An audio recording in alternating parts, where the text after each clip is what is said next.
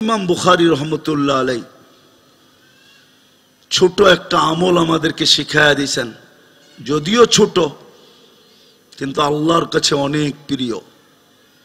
জবানে যদিও সহজ কিন্তু মিজানের পাল্লায় খুব ভারী। ওটা ইমাম বুখারী রহমতুল্লাহ আলাই আমাদেরকে শিখায়া দিয়েছেন, সুবহানাল্লাহি ওয়া বিহামদিহি সুবহানাল্লাহিল আযীম। বলেন সুবহানাল্লাহি ওয়া বিহামদিহি সুবহানাল্লাহিল আযীম। ডেলি 2-4 বার পড়া উচিত। এই ভাইবা যে আজকে আমার আমল নামায় এরকম ওজনী জিনিসটা যেন আমার আমল নামায় লিপিবদ্ধ হয়। বাকি শেষ, বাচ্চাদেরকে দুটা কথাই বলবো, শেষ হয়ে গেছে। এতদিন তো চলা শুরু হয় নাই, কালকের থেকে চলা শুরু হবে। দস্তারবন্দি হয়ে গেছে, পরীক্ষাও হয়ে যাবে, চলা শুরু হবে। জীবনের চলার পথে কখনো যেন সুন্নত আল জামাতের থেকে আমরা বাহিরে আমাদের এক সুতাও না যায়।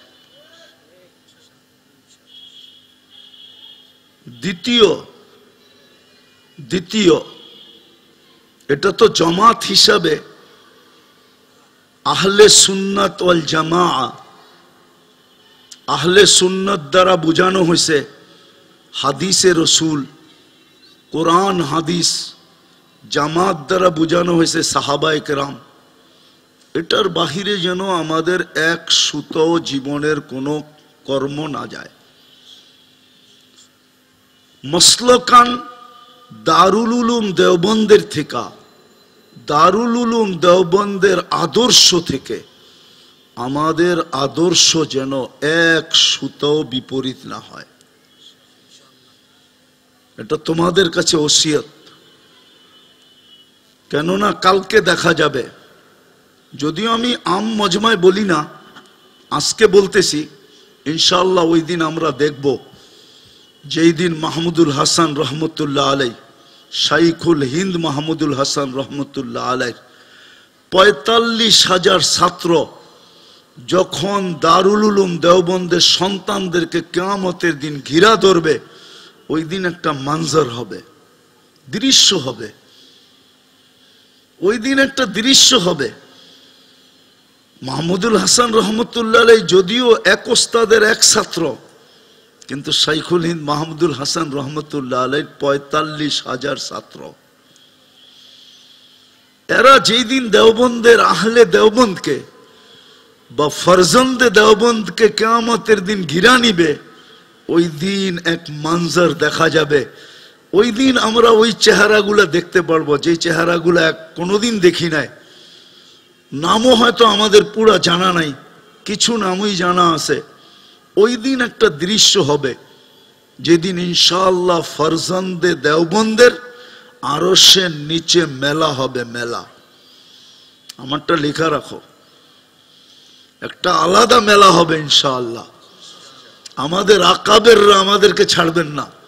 নবী যখন উম্মতকে ছাড়বে না, তো ওই নবীর উত্তরসূরি হয়ে আমাদেরকে ছাড়বে কি করে?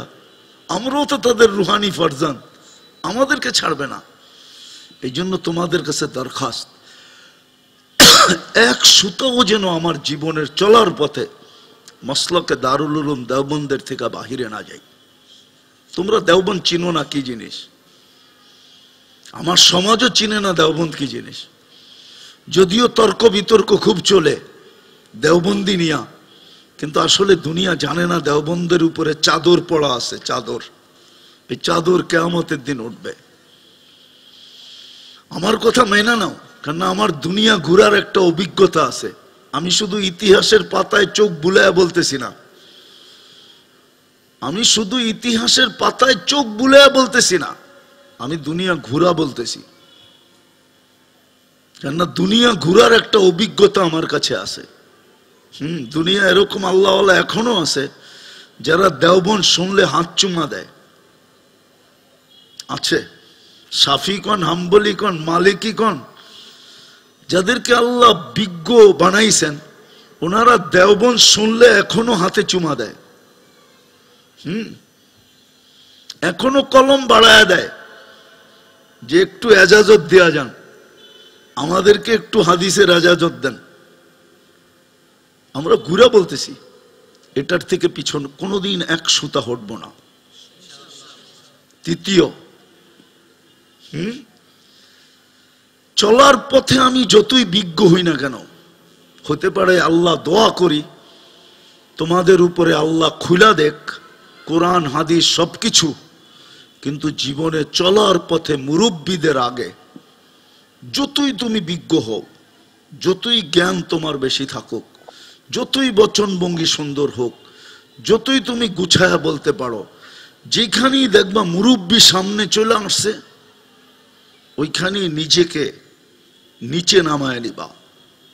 কখনো মুরব্বীদের হাঁটুর উপরে উঠতে চেষ্টা করবে না।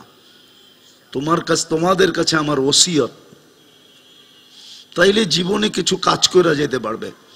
আর যদি তা না হয়, মুরব্বীদের উপরে যদি উঠতে চাও যে আমার তো বচনভঙ্গি ভালো, আমার তো অভিজ্ঞতা ভালো, আমার তো জ্ঞান ভালো, আমি তো অনেক শিখছি, ঠিক আছে, যদি ভাইবা তুমি উপরে উঠতে চাও তাহলে কসম খোদার হয়তো কিছুদিন উঠতে পারবে।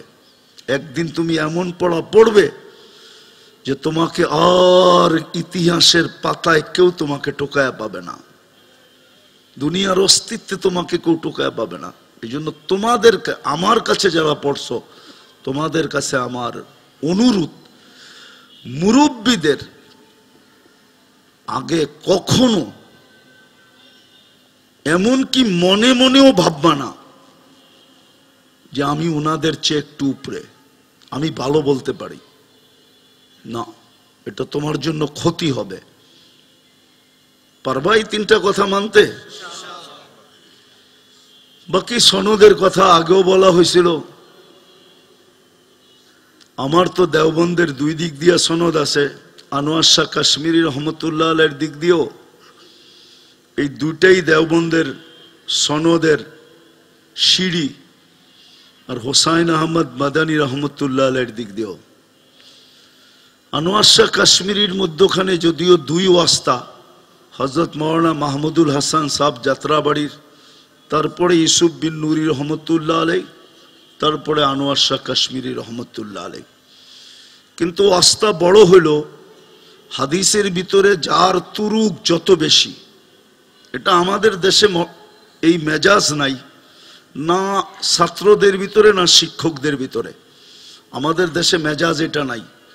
কিন্তু সারা দুনিয়ায় হাদিসের তুরুক যার যত বেশি, তার গ্রহণযোগ্যতা বাকি তিন মজাবে তত বেশি, তুরুক যত বেশি।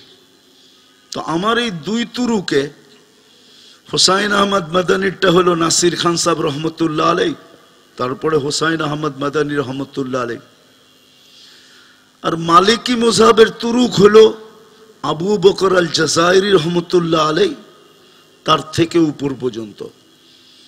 যিনি মোজাহেবে আরবা লেখছেন, মদিনা ইউনিভার্সিটির ভাইস চ্যান্সেলর ছিলেন দীর্ঘ অনেক বছর, আবু বকর আল জাযাইরি। মিনহাজুল মুসলিমিন যিনি লেখছেন, আরো ওনার 50-60টা কিতাব আছে বড় বড়। তো এটা মালিকি মযহাবের দিক দিয়া দারসান আমার সনদ হলো আবু বকর আল জাযাইরি থেকে উপর পর্যন্ত। আর বাকি দুটা মালিকি আর হাম্বলি, ওটা 1 বছর পড়ায়া দেওয়া যায় না, কারণ ওই মজাব দুই মজাবের সনদ অনেক কঠিন। 2, 4, 5, 10 বছর ঘুরার পরে ওরা দেয়, এছাড়া দেয় না। কেন আমরাও তো বড় কষ্টে অর্জন করছি, এক এক মজাবের এক এক তর্জ থাকে। তো হাম্বলি আর মালিকি শাফি মজাবের সনদ, এটা অনেক দিন ঘুরার পরে দেয়, তারপরও দিতে চায় না। এই মজাবের এটাই তর্জ। সবচেয়ে সহজ হলো হানাফি মজাব, না এটা কাউকে এখনো দেওয়াও হয় না। আর কাউকে 1 বছর পড়ায়া, এতটুক পড়ায়া, তাইলে আমি যেখান থেকে আনছি ওইখানের সাথে সৎ বিচার হবে না। কারণ আমিও তো 10 বছর গুড়া আনছি, আমি 10 দিনে দিয়া দিলাম, তাহলে এটা সৎ ব্যবহার হইল না।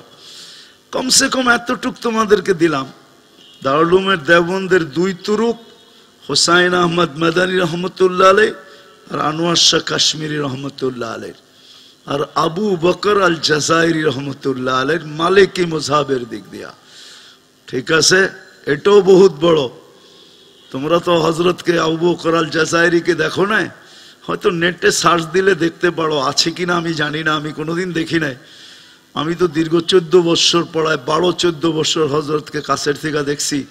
কারণ আমার নিয়মই ছিল আমি প্রতি 3 মাস পর পর চলে যেতাম। 6 মাসের মাথায় তো যেতাম, কখনো মিস হইতো না। 6 মাসের মাথায় আমি চলে যেতাম হযরতের কাছে। মদিনা মুনাব্বারায় হযরত দর্শ দিতেন, বড় কাছের থেকে হযরত থেকে শুনতাম। আর আল্লাহ, ওনার বাড়িও জাজায়ের, যদিও সৌদিয়ান, উনি মদিনা মুনাব্বারায় আইসা পড়ে মুকিম হয়ে গেছেন অনেক আগে। আল্লাহ যেমন চেহারা দিছিলেন তেমন আমল আখলাক দিছিলেন। যখন হুইল চেয়ার দিয়া নিচের থেকে বাহির হইতেন হুইল চেয়ার দিয়া, তো যেদিক দিয়া ঢুকতেন মনে হইতো যে মসজিদে নববীতে এই কথা বলা ঠিক না, কেন হুজুর ইসলামের আলোর চেয়ে বড় আলোকে আছে। কিন্তু তারপরও উনি মানুষের মধ্যখান দিয়ে যখন হুইল চেয়ার চলতো মনে হইতো যেন আলো ছড়াইতে ছড়াইতে যাইতেছে। আর মোত্তাবে সুন্নত এরকমই ছিলেন। হ্যাঁ, সেমন মোত্তাবে সুন্নত ছিলেন। আকাবেরদের এরকমও ভক্ত ছিলেন, আকাবেরদের সলবদের, চাই সে যেই মযহাবেরই হোক। আমি একদিন হযরতের কাছে দর্স পড়তেছিলাম, সবক পড়তেছিলাম, বসেছিলাম, তো একজনে সুয়াল করছে, হযরত শব্দটা যদিও আমাদের অনেকজনে হজম করতে পারবো না, বলছে আবু হানিফা সম্বন্ধে মানুষ বহুত উক্তি করে, আপনার মতবাদ কি? তুমি সব বইলা দিছে, হাউলাই জানাদিক, এরা জিন্দিকের দল, ওরা আবু হানিফার মাকামই জানে না। তো আকাবেরদের ব্যাপারে, সালফের ব্যাপারে ওনার দিলে যে একটা ভক্তি ছিল, ওই ভক্তি থেকে ওনার ভক্তি আমার দিলে, যার কারণে আমি 6 মাস পর পর চলে যেতাম। আর বড় কাছের থিকা সবকও শুনতে থাকতাম। সবচেয়ে মজা ছিল আমার এটাই যে হুজুর ইসলামকে তো দেখি নাই, কমসে কম নায়েবের চেহারাটা দেখে একটু স্বাদ মিটাই।